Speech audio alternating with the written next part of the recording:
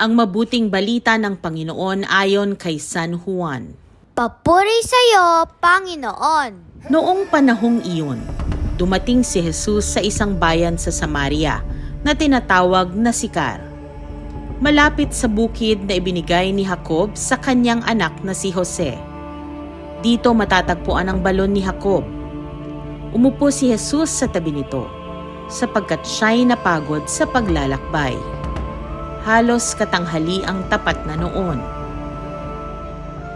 May isang Samaritanang dumating upang umigib.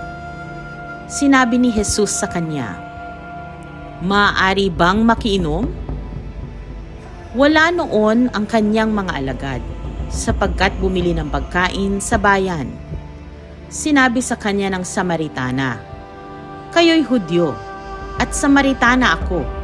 Bakit kayo humihingi sa akin ng inumin?" Sapagkat hindi nakikitungo ang mga Hudyo sa mga Samaritano.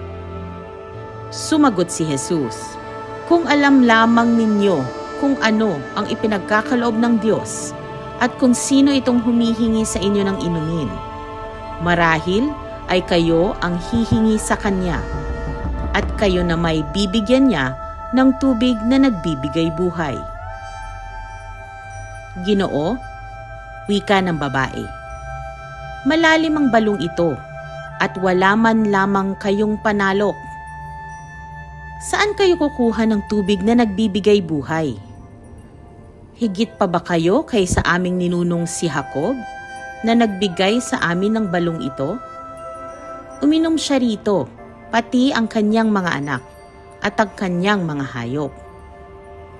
Sumagot si Jesus, "Ang uminom ng tubig na ito'y muling mauuhaw. Ngunit ang uminom ng tubig na ibibigay ko ay hindi na muling mauuhaw. Ito'y magiging isang bukal sa loob niya. Babalong at magbibigay sa kanya ng buhay na walang hanggan." Sinabi ng babae, "Ginoo, kung gayon po'y bigyan niyo ako ng tubig na sinasabi ninyo, nang hindi na ako mauhaw, ni pumarito pa upang sumalok. Ginoo, sa wari ko'y propeta kayo. Dito sa bundok na ito sumamba sa Diyos ang aming mga magulang. Ngunit sinasabi ninyong mga Hudyo na sa Jerusalem lamang dapat sambahin ang Diyos." Tinugon siya ni Jesus, "Maniwala ka sa akin, ginang.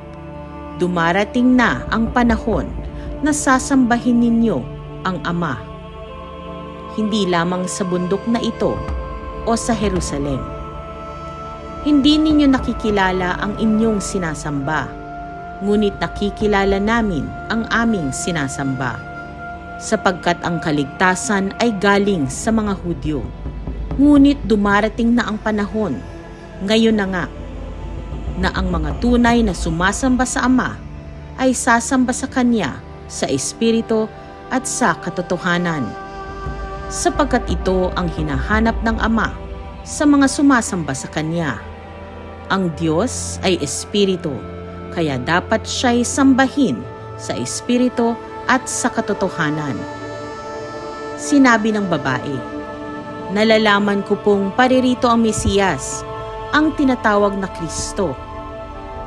Pagparito niya, siya ang magpapahayag sa atin ng lahat ng bagay. Akong nagsasalita sa iyo ang tinutukoy mo," sabi ni Jesus.